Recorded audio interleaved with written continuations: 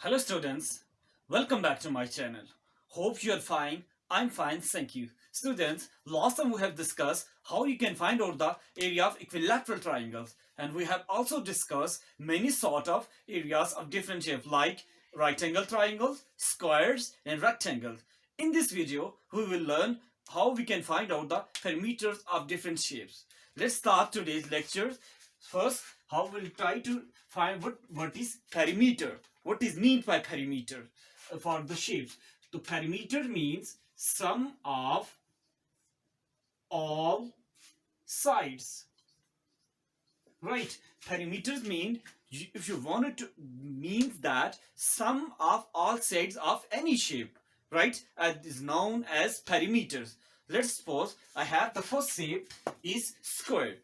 How you can find out the perimeter of square? For example, we have this here x, here will be a x, here will be a x, here will be a x. At that time, we'll collect 1 plus 2 plus x, right? At that time, perimeter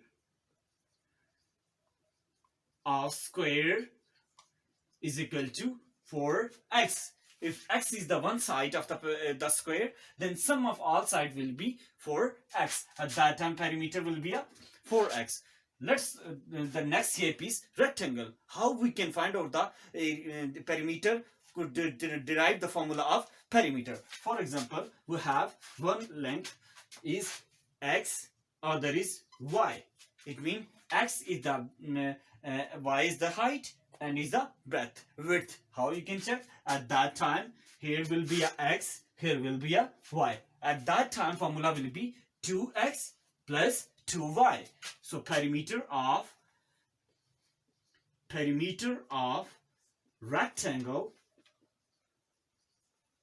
will be is equal to 2x plus 2y. If we wanted to common x plus 2y. At that time, formula is of rectangle perimeter is 2x plus 2y.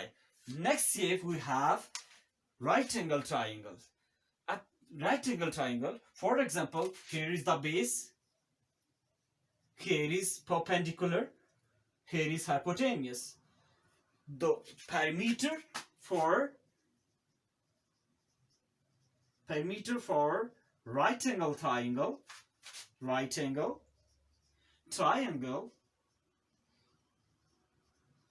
is equal to sum of all sides, base, perpendicular, hypotenuse.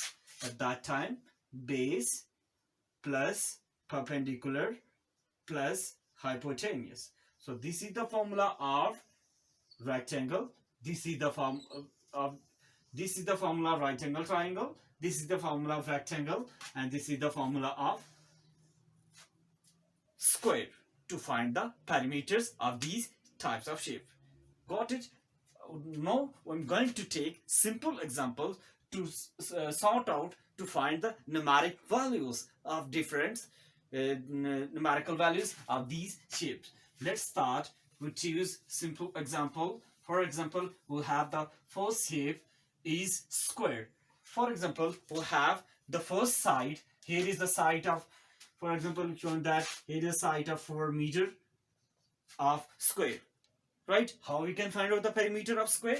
At that time, we know the perimeter of square is equal to 4x. For example, we have the side x. That time 4 into 4, that is equal to 16 meter. So the requirement of perimeter of square in this case is equal to 16 meter. Right? At that time, the formula of perimeter is equal to 16 meter is your required result. For example, the next shape is rectangle. For example, you have the length y is equal to 2 meter and width is 5 meter. For example, here's x. How you can find out the perimeter of rectangle? At that time, formula of perimeter of rectangle, we know that 2 into x plus y, right? For example, 2 into x is the your width. At that time, 5 plus 2. Here is 14 meter, right?